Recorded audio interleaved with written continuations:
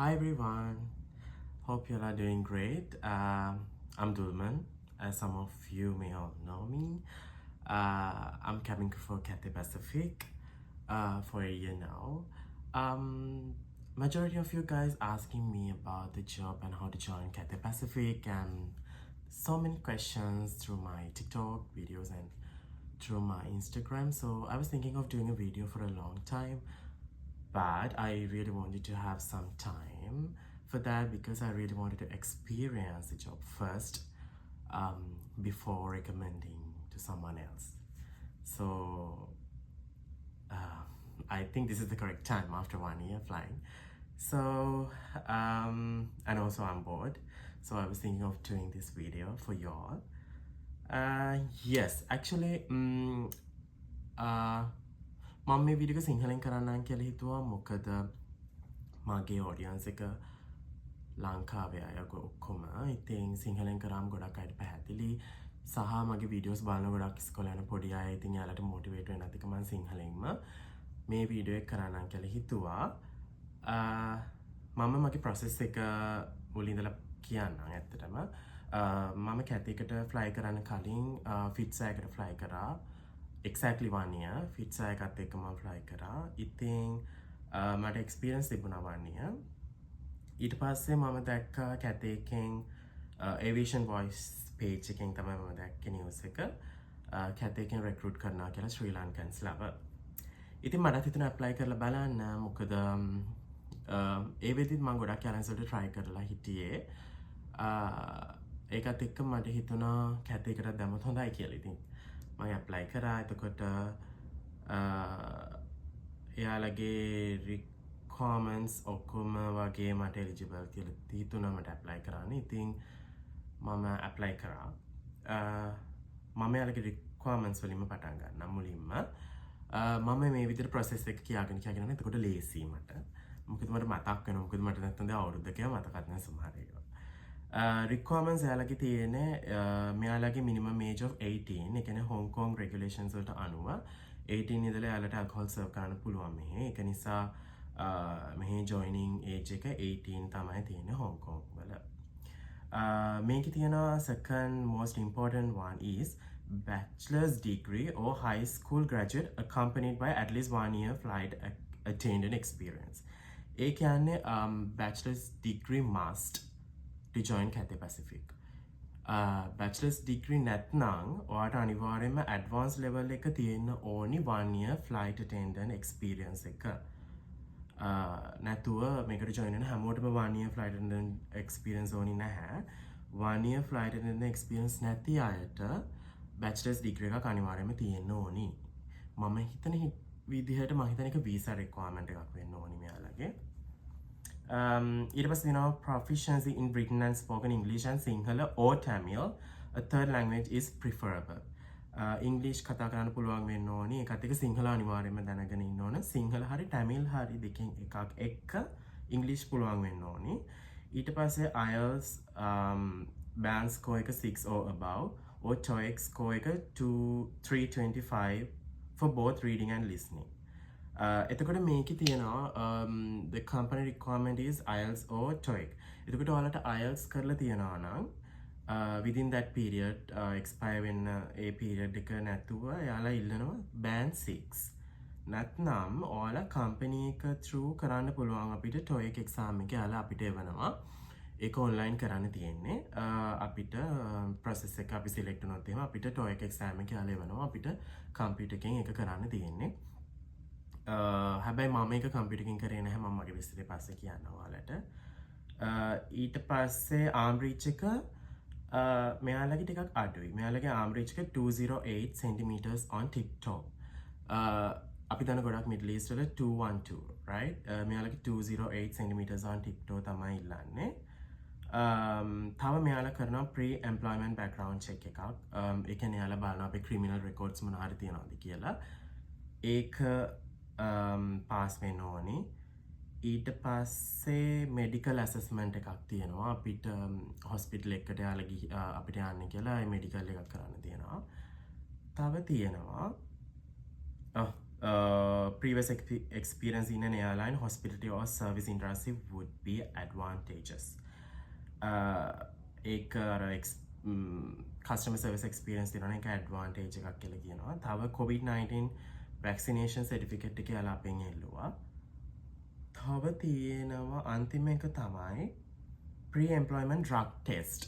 එතකොට අපි මේ ඔක්කොම පාසලා හොංකොං වලට එයාලා අපිට ට්‍රේනින් පටන් ගන්න දවස් 10කට කලින් එන්න කියනවා. ඊට පස්සේ අපි හොංකොං වල ලෑන්ඩ් කරලා ඊට පස්සේ දවසේ මට මතක හැටියට එයාලගේ මෙඩිකල් සෙන්ටර් එකට එන්න කියලා අපේ ඩ්‍රග් ටෙස්ට් එකක් කරා. ඒක කරේ හෙයාර් ඩ්‍රග් ටෙස්ට්. ඒ කියන්නේ හෙයාර් එකෙන් තමයි එයාලා ඒක කරන්නේ. ඒක එක ගැන අපි දැන් ගිහලා ඒ ඩ්‍රග් ටෙස්ට් එක කරනවා. ඊට පස්සේ ඒකේ රිසල්ට්ස් එන ටික කාලයක් යනවා. එයාලා ඒකේ බලන්නේ අපේ මොන හරි රෙකෝඩ්ස් තියනවාද කියලා, අපි ගත්තු ඩ්‍රග්ස් වල මොන හරි දේවල් තියනවාද කියලා නෙගටිව්. ඒ කියන්නේ අපිට ෆ්ලයි කරන්න බැරි ඩ්‍රග්ස් අපි අරන් තියනවා නම් එයාලා අපිව ආපහු ලංකාවට එවනවා. එහෙම ආපහු අයත් ඉන්නවා අපිත් එක්ක ගියපු. ඒ ඩ්‍රග්ස් ඒ කියන්නේ එක ඩ්‍රග්ස් වෙන්න පුළුවන්. අපි මත් වෙන ගන්න ඩ්‍රග්ස් වෙන්න පුළුවන්. නැත්නම් බෙහෙත් මොන හරි වෙන්න පුළුවන්. අපිට ෆ්ලයි කරන්න බැරි. ඒ වගේ දේවල් තමයි ඒකෙන් බැලුවේ. ඔය ටික තමයි ඉතින් රික්වයර්මන්ට්ස් ටික. ඊට පස්සේ මම ඇප්ලයි කරා මාර්ච් වල මේකට. ඊට පස්සේ මේ වල අපිට ආව අප්ඩේට් එකක්. නෑ මේ වල නෙමෙයි ඒප්‍රිල් වල අපිට ඊමේල් එකක් ආවා. ඒ කියන්නේ ෂෝට් ලිස්ට් වෙච්ච අයට කරන්න කියලා. මොකක්ද ඒකට කියන්නේ? මේ වගේ ඔන්ලයින් ඇසෙස්මන්ට් එකක්. ඒකේ තිබුණ ලැන්ග්වේජ් ටෙස්ට් එකක්. ඒ කියන්නේ අපි සිංහලෙන් ඇනවුන්ස්මන්ට් එකක් කරලා පෙන්නන්න ඕනේ ඒගොල්ලන්ට. ඇනවුන්ස්මන්ට්ස් දෙකක් විතර තිබුණා ඒකේ. සිංහලෙන් අපි ඒක කරන්න ඕනේ. ඒ කියන්නේ යාළුවෝ ඉංග්‍රීසියෙන් දෙන එක අපි සිංහලෙන් එක කියන්න ඕනේ ඇනලයිස් කරලා ලෙවල් එකට ගන්න. ඒ වගේ දෙයක් තමයි කරන්න තිබුණේ. ඒක තමයි ෆස්ට් ඇසෙස්මන්ට් එක අපිට තිබුණා. ඊට පස්සේ ඒක අපි සබ්මිට් කරලා එයාලට ඒක සෙන්ඩ් කරා. ඊට පස්සේ ටික දවසක් යද්දී අපිට ඉන්විටේෂන්ස් ආවා ඉංග්ලිෂ් ඇසෙස්මන්ට් එකට. මේ ඉංග්ලිෂ් ඇසෙස්මන්ට් එක මේ TOEIC කියන එක. ඒක නිකන් IELTS වගේම එකක්. ඒකට වැඩි ටිකක් අමාරුයි. මම පර්සනලි මම IELTS කරලා තියෙනවා. මම TOEIC කරලා තියෙනවා. TOEIC එක ගොඩක් අමාරුයි මට IELTS වලට වැඩිය. ඉතින් ඒක තමයි අපිට ආවේ යාලා ලින්ක් එකක් එවන්නේ. එතකොට ඒක අපි කම්පියුටර් එකෙන් කරන්න ඕනි within that particular period. එතකොට ඒක මට මිස් වුණා. ඇත්තටම මේක මට කරන්න බැරි වුණා. මොකද මම ඒ කාලේ ෆිට්ස් එකකට ෆ්ලයි කරන එක මම හිටියේ. යාලාගේ ඒ දින ඩෙඩ්ලයින් එකත් එක්ක මට ෂෙඩියුල් එක හදාගන්න බැරි වුණා. ඊට පස්සේ මම ඒක කරේ නැහැ. හැබැයි ඊට පස්සේ එක්සෑම් එකෙනුත් පස්සේ සති දෙකකට විතර පස්සේ තමයි අපිට ඉන්විටේෂන්ස් ආවේ ඇසෙස්මන්ට් එකකට එන්න කියලා. රාමනායකේ තමයි තිබුණේ. yes එන්න කියලා තමයි අපිට කිව්වේ. හැබැයි ඒකේ මම ඉංග්‍රීසි ඇසෙස්මන්ට් එක නොකර ඉඳියත් මට ඉන්විටේෂන් එක ආවා. ඉන්විටේෂන් එකේ අර තියලා තිබුණා even though you have not completed your English assessment you are more than welcome to participate for the assessment day කියලා. ඉතින් ඒක ඉන්විටේෂන් එකේ තිබුණ නිසා මම හිතුවා ගිහලා බලන්න ඕනේ කියලා. මම උදේ ලෑන්ඩ් කරේ 5:00 විතර ඩුබායි ෆ්ලයිට් එකක් ගිහිල්ලා එහෙමම මම අනිත් පැත්තට ලෑස්ති වෙලා ඉන්ටර්විව් එකටත් ගියා. මාත් එක්ක තව මම අඳුරන ගොඩාක් යාළුවෝ හිටියා. ෆ්ලයි කරන අය, ෆ්ලයි කරන්නේ නැති අය. මම යද්දී එතනට ඊට පස්සේ ප්‍රොසෙස් එකේ දැන් මම දැන් මේ ඩේ එක විස්තර කියන්න. උදේ අපිට එයාලා ටයිම් ස්ලොට්ස් අපිට කැමති ටයිම් ස්ලොට්ස් එකක් ටයිම් ස්ලොට් එකක් අපිට ඒක දාගන්න පුළුවන්කම තිබුණා. ඊට පස්සේ කොහොම හරි මම උදේ දාගත්තා. මම හිතන්නේ 10:00ටද කොහෙද මම දාගත්තේ. 8:00 ඉඳලා වගේ තිබුණා හවස වෙනකන් 2-3 වෙනකල්ම ටයිම් ස්ලොට්ස් තිබුණා. අපිට කැමති ටයිම් පීරියඩ් එකක් සිලෙක්ට් කරගන්න විදියට. ඊට පස්සේ ඒ වගේ කැමති විදියට ඔයාලට කරගන්න පුළුවන්. ඊට පස්සේ මම ඒ වගේ ටයිම් ස්ලොට් එක ඒ විදියට තිබුණා. ඊට පස්සේ දැන් මගේ පර්සනල් එක්ස්පීරියන්ස් එක මම කියන්න මෙතන ඉඳලා ඊට පස්සේ උදේම අපිට යන්න වුණා. ගිහිල්ලා මුලින්ම යාළගේ මං හිතන්නේ යාළයින් රිප්‍රසෙන්ටේටිව්ස්ලා දෙන්නේ හිටියා. ඒ දෙන්න අපේ ඩොකියුමන්ටේෂන්ස් චෙක් කරා. මොකද යාළුවා අපේ ඩොකියුමන්ට්ස් එවලා තිබුණා 20ක් විතර. ඒව ඔක්කොම අරන් යන්න වුණා අපිට. ඊට පස්සේ කොහොම හරි ඒ ටික යාලා ඔක්කොම බැලුවා. අපි A level certificates අපි fly කරනවා නම් ඒ වගේ service letters මොන හරි තියනද, appointment letters මොන හරි තියනද, එතකොට අපේ medical issues මොන හරි තියනද, ඒවා degree certificates ඒ දේවල් ඔක්කොම යාලා බැලුවා. ඊට පස්සේ එතනින් ගොඩක් අය එයාලා අයින් කරා ප්‍රොසෙස් එකේ. මොකද ගොඩක් අයට මේ ඩොකියුමන්ට්ස් ප්‍රශ්න තිබුණ නිසා. ඉතින් එතනින් ඇතුළට එයාලා පාස් කරනවා. ඊට පස්සේ තිබුණ ප්‍රොසෙස් එක තමයි ගෲප් ඇක්ටිවිටි එකක් තිබුණේ. ගෲප් ඇක්ටිවිටි එක. එතන යාලා හයිට් එක චෙක් කරනවා තිබුණා. තව අර ලැන්ග්වේජ් එක අර කලින් ඒක ප්‍රොසෙස් කරපු නැති ළමයින්ට එතන ලැන්ග්වේජ් එක චෙක් කරන එකක් තිබුණා. තව හයිට් එක චෙක් කරා එතන. ඊට පස්සේ ඔය ගෲප් ඇසෙස්මන්ට් එක ඒකේ තිබුණේ අපිට ගෲප්ස් වලට එහෙම බෙදලා තිබුණේ නිකන් ඔය බ්ලොග්ස් වගේක් හදාන්න.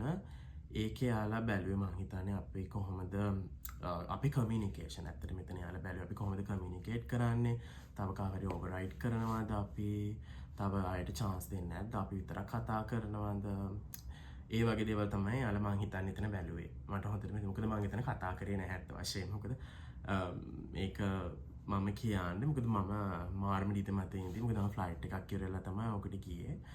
අනිත් එක එහෙම ලොකුවට කතා කරේ නැහැ මම ඇත්තටම කතා කරේම නැහැ. මම කටවහගෙනමයි හිටියේ. එයාලා මොකද I was listening to others. I was nodding my head and I was agreeing to others. ඒ ටික තමයි මම ඉතින් කර කර හිටියේ. එතන කොහමද මමයි තව ෆික්ස් එකේ ෆ්ලයි කරන ගර්ල් කෙනෙක් හිටියා. එතනින් යාලා ඒ ෂෝර්ට් ලිස්ට් කරන අයව පැනල් ඉන්ටර්විව් එකක් තමයි ඊට පස්සේ තිබුණේ. ඊට පස්සේ කොහොම හරි අපිට වේටිං ඒරියා එකකට වෙලා ඉන්න කිව්ව ටික වෙලාවක්. අපි එතනදී එතකොට යාලා ඔෆර් කරා coffee, some cookies, some water. එතන මම එක්ස්පීරියන්ස් කරලා නැහැ ඒ වගේ සර්විස් එකක් වෙන රික්‍රූට්මන්ට්ස් වල මම ගිහින් තියෙන වෙන යාලන් වල. මට එතනින්ම පොඩි ආව ලොකු ඉම්ප්‍රෙෂන් එකක් කම්පැනි එක ගැන. මොකද එතන යාලා ලෑස්ති කරලා තිබුණා ගොඩාක් අපිට දේවල්, ඒ කියන්නේ අතන වේටිං ඉන්න අයට කන්න බොන දේවල් ලෑස්ති කරලා තිබුණා. ඒක එතනින්ම ලොකු ඉම්ප්‍රෙෂන් එකක් ඇත්තටම මට ආවා. ඊට පස්සේ කොහොම හරි ඒකෙන් පස්සේ අපිට වේටිං ලිස්ට් එකේ ඉන්න වුණා. ඊට පස්සේ අපි එක රෙක්රූටර්ස්ලා මම හිතන්නේ රෙක්රූටර්ස්ලා ගොඩ දෙනෙක් හිටියා එතන. හොංකොං වල අය ඉන්දියාවල මම හිතන්නේ කන්ට්‍රි මැනේජර් කැතේ එකේ එයත් හිටියා. ඉන්දියාවල එක කෝඩ්ස් වල කන්ට්‍රි මැනේජර්ස්ලා තමයි හිටියේ. තව ලංකාවේ අපේ දැන් කන්ට්‍රි මැනේජර්ත් එතන රික්‍රූට්මන්ට් එකට හිටියා. එයාලා තමයි ෆයිනල් ඉන්ටර්වියු එකේ අපිව ඉන්ටර්වියු කරේ. ඊට පස්සේ යාලා එක්කෙනා ඇවිල්ලා අපේ නම කියලා අපිව එක්කගෙන ගියා. ඊට පස්සේ එතන 1-on-1 සෙෂන් එකක් තමයි තිබුණේ. එතන ගොඩක් ස්ට්‍රෙස්ෆුල් නැහැ. යාලා අපේ බෑග්ග්‍රවුන්ඩ් එක ගැන ඇහුවේ. දැන් මම ෆ්ලයි කරන ගමන් හිටපු නිසා ෆ්ලයි කරන ඒ විස්තර තමයි ගොඩක් ඇහුවේ. ඊට පස්සේ කැතේ එක ගැන දාන්න දේවල් ඇහුවා. ඒ වගේ දේවල් ගොඩාක් අමාරු නැහැ. හරිම ස්ට්‍රේට් ෆෝවර්ඩ් ප්‍රශ්න තමයි ඇහුවේ. ඊට පස්සේ එතනින් පස්සේ එයාලා එතන තනි ඩිසිෂන් එකක් ගන්නවා අපි පාස්ද ෆේල්ද කියලා. එතන මම හිතන්නේ ඒක තමයි අපේ ෆයිනල් ඉන්ටර්විව් එක. ඊට පස්සේ එතනින් පාස් වෙන අයව එයාලා බලනවා. දැන් ඊට පස්සේ එතනින් මම පාස් වුණා ෆයිනල් ඉන්ටර්විව් එකේනොත්. ඊට පස්සේ එයාලා බැලුවා මගේ ඉංග්‍රීසි ඇසස්මන්ට් එක මම කරලා තිබුණේ නැහැ. මොකද ඇත්තටම ඒක මට මිස් වුණ නිසා. ඊට පස්සේ එයාලා ඇහුවා දැන් කරන්න කැමතිද කියලා. මම of course. ඊට පස්සේ එතන කම්පියුටර් සොකට් දාලා තිබුණා. අපිට ඒක කරන්න වුණා. ඊට පස්සේ මොකද මම වගේ ගොඩක් අය ඒක කරපු නැති අය හිටියා. සමහරව එක්සෑම් එක කරලා එයාලගේ රෙකෝඩ්ස් වල නැති අයත් හිටියා. එතකොට එයාලට ඒක කරන්න වුණා. ඊට පස්සේ ඒ ඉංග්‍රීසි ඇසස්මන්ට් එක කරා. ඒකට මම හිතන්නේ 1 hour වගේ ගියා. ඒක මාරම අමාරුයි. මට මතකයි මාරම අමාරු එක්සෑම් එක අඬ තමයි කරේ. හැබැයි ඉංග්‍රීසි ගොඩාක් පුළුවන් නම් ඒක ඇත්තටම ලේසි. එහෙම ගොඩාක් ලොකුවට මම ඉංග්‍රීසි ෆ්ලුවන්ට් නැහැ ඇත්තටම. ඒක නිසා මම හිතන්නේ මට ඒක අමාරුයි කියලා හිතුනේ. ගොඩක් ඉංග්‍රීසි පුළුවන් අයට ඒක ඇත්තටම ලේසි එක්සෑම් එකක් වෙන්න ඕන අනිවාර්යෙන්ම. ඊට පස්සේ ඒක පාස්ද ෆේල්ද කියලා එයාලා බලලා කියනවා. ඉතින් ඒකත් පාස් වුණා. ඊට පස්සේ යාලා එතාම වීසා ප්‍රොසෙස් එකට අපේ ඩොකියුමන්ටේෂන්ස් ඔක්කොම කලෙක්ට් කරගත්තා. වීසා ඔෆිසර්ස්ලා දෙන්නෙක් හිටියා. visa officers law from the company මම දන්නේ නැහැ. එයාලා අපේ ඩොකියුමන්ටේෂන්ස් ඔක්කොම බලලා ඒ ටික ඔක්කොම කලෙක්ට් කරගත්තා එදාම. ඊට පස්සේ කොහමද ওই process එකට දවසම වගේ ගියා. හවස 5:00 විතර වුණා. ඊට පස්සේ කොහම හරි අපි ගෙදර එන ටිකටත් letter of employment එක අපිට ඇවිල්ලා තිබුණා. select වෙච්ච අයට. එච්චර fast ඒ process එක. එක දවසක ඔක්කොම එයාලා කරා. ඊට පස්සේ කොහම හරි ඔහොම ඉද්දී ඊට පස්සේ කොහම හරි එහෙම ටික දවසක් අපිට ඉන්න වුණා. ඊට පස්සේ මෙඩිකල් එක කරන්න කියලා අපිට ඊමේල් එකක් ආවා. ඊට මෙඩිකල් එක කරා. ඊට පස්සේ මෙඩිකල් එක ඉවරනම අපි වීසා ගැන ටිකක් කල් හිටියා. කොහොමද මේ process එකට මාස 3ක් විතර ගියා අපිට. ඊට පස්සේ වීසා එක ආවා කියලා අපේ ලංකාවේ කෝඩිනේටර් අපිට කිව්වා. ඊට පස්සේ අපිට බියුරෝ පේ කරා කම්පැනි එකෙන්ම අපිට කිසි දෙයක් කරන්න උනේ නැහැ ඇත්තටම. අපිට එන්න කියලා විතර කිව්වේ කම්පැනි එකෙන්ම හැමදේම මේ පේමන්ට්ස් ඔක්කොම කරා අපිට. ඊට පස්සේ බියුරෝ වැඩ ඉවරනම් තමයි අපිට date of join එක ආවේ. date of join එක ආවේ අපි process එකට අපේ classes පටන් ගන්න දවස් 10කට කලින්. එතකොට අපි සෙප්ටෙම්බර් 10 තමයි ගියේ. සෙප්ටෙම්බර් 19 තමයි අපේ ක්ලාස් පටන් ගත්තේ. එතකල් කොහමද අපිට එහෙ ගිහිල්ලා ඉන්න මාස 3ක් කියලා හොටෙල් එකක් දුන්නා. ට්‍රේනින් පීරියඩ් එකේම ඉන්න. එතකොට අර මුල් දවස් 10ම යාලා අපිට ෆුල් බෝඩ් දුන්නේ. අනිත් එකේ අපිට දුන්නේ රූම් එක විතරයි. හැබැයි එතකොට අපි කම්පැනි එකත් එක්ක ජොයින් වෙලා ඉවරයි. එතකොට ට්‍රේනින් කරන කාලේ එතකොට යාලා අපිට සැලරි එකක් දුන්න කම්පැනි එකෙන්. එතකොට කොහොම හරි අර ඩ්‍රග් ටෙස්ට් එක කරේ ඔය අතරතුර තමයි. ඒ අතරතුර අපිට හොංකොං ID එකට ඇප්ලයි කරන්න වුණා. ඩ්‍රග් ටෙස්ට් එක කරා. ඊට පස්සේ ඩ්‍රග් ටෙස්ට් එකේ රිසල්ට්ස් එනකන් අපි හිටියා. ඒ අතරතුර අපිට නිකන් කල්චරල් ඉවෙන්ට් එකක් වගේ එකක් තිබුණා. ඒ ටික තමයි දවස් 10 ඇතුලේ තිබුණේ ඇත්තටම. හැබැයි දවස් 10 අපි ගොඩක් වෙලාට එළියේ ඉඳී කියන අපි එක්ස්ප්ලෝර් කරන්න ගියා. කට්ටියමත් එක්ක. මොකද ගොඩක් වෙලාවට කැතේ ජොයින් වෙච්ච අපි ගොඩ දෙනෙක් almost everyone knew each other before joining කැතේ. ඉතින් ඒක නිසා අපිට ඒක නිකන් fun. මොකද අපි ඇත්තටම ගොඩක් අයව දැනගෙන. ඉතින් මම ගොඩාක් ජොයින් වෙච්ච ඔක්කොමලා වගේම දැනගෙන ඉතින් දෙතුන් දෙනෙක් කැරෙන්න. ඉතින් ඒක fun වුණා අපිට. එහෙම තමයි. ඉතින් ඒක fun. ඊට පස්සේ තමයි අමාරුම පීරියඩ් එක ආවේ. ඊට පස්සේ අපි ස්ටාර්ට් කරා අපේ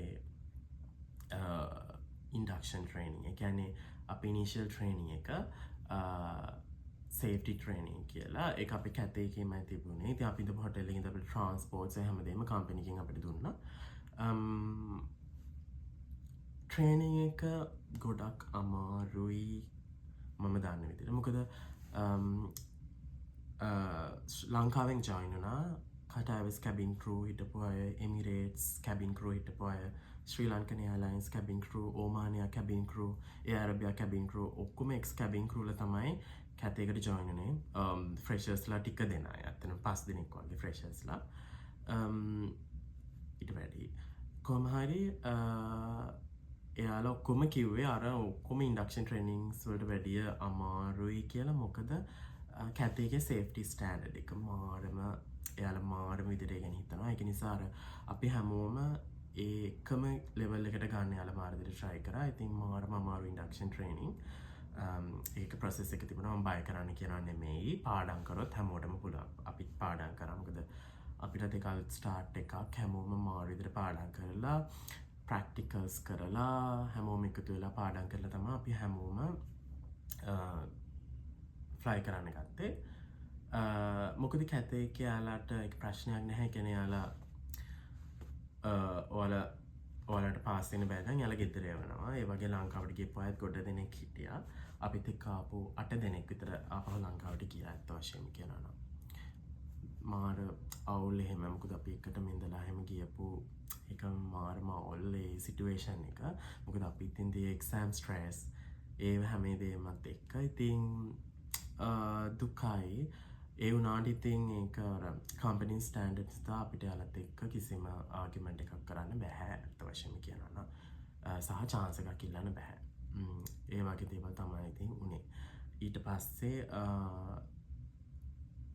safety training ඉවර වුණාම අපිට service training තිබුණා. service training එක 2 weeks වගේ service training එක ටිකක් intense time එක වැඩි time duration එක වැඩි. සමහරවිට අපි උදේ 8ට යනවා රෑ 8ට තමයි එන්නේ. ඒ වගේ ඉතින් ගොඩක් rush. ඒ විදිහට training එකක් තිබුණා. හැබැයි ඒක fun safety training එක service training එක safety එකත් fun. හැබැයි ඒක චුට්ටක් බයයි. මොකද ඒක අපිට ගොඩක් ලොකු රිස්ක් එකක්. ඉතින් ඒක අපි එක්සෑම් එක පාස් වෙන්න ඕනේ කොහොම හරි ෆ්ලයි කරනවා. ඒ කොළුවේ තිබුණා. ඉතින් සර්විස් එකත් ඒ විදිහට ගියා. ඊට පස්සේ තමයි අපි ෆ්ලයි කරන්න ගත්තේ. ඉතින් ඒ ෆ්ලයි කරන්න අරගෙන දැන් වෙද්දි 1 year අපිට ට්‍රේනින් එකත් එක්ක 1 year. ඉතින් ඒක තමයි මම හිතුවේ එක්ස්පීරියන්ස් එක කියන්න ඕනි කියලා ජොයිනින් එක්ස්පීරියන්ස් එක. ඊට පස්සේ ෆ්ලයින් එක්ස්පීරියන්ස් සහ අපේ සැලරි අපි කැටගරයිස් වෙන්නේ කොහොමද? ඒවා මම වීඩියෝ එකක් කරන්නම්. ඒක කරන්න ඕනි නම් ඔයාලා කමෙන්ට් එකක් දාන්න ඔයාලට දැනගන්න ඕන නම් නැත්නම් මම මේක බොරුවට ඩ්‍රැග් මේ වීඩියෝ එක ඩ්‍රැග් කරන එකේ තේරුමක් නැහැ කියලා මට හිතෙනවා තව දුරටත්. Okay then. Work hard for your dreams. You can achieve it any given time. ඒක තමයි මට කියන්න තියෙන ඉතින්. මහන්සි වෙලා වැඩ කරන්න. මේ වගේ ජොබ් එක තව නැහැ. අතර මේක තමයි this is the best job in the world. දැනුත් මං සිඩ්නි වල ඉන්නේ. මේ ලේව් එක 90 hours මගේ මේ ලේව් එක almost 5 days මම මෙහෙ. ඉතින් ගොඩක් එන්ජොයි කරන්න පුළුවන් ජොබ් එකක්. මහන්සි වෙලා වැඩ කරොත් අනිවාර්යෙන් හැමෝටම achieve කරගන්න පුළුවන් ජොබ් එකක්. ඉතින් මම කියන්න තියෙන්නේ ඩ්‍රීම් කරන හැමෝටම අනිවාර්යයෙන්ම ඔයාලටත් පුළුවන්. මොකද I was dreaming too back then. ඉතින් හැමෝටම wish කරනවා good luck. And is there anything to know? Just comment on this video. Bye.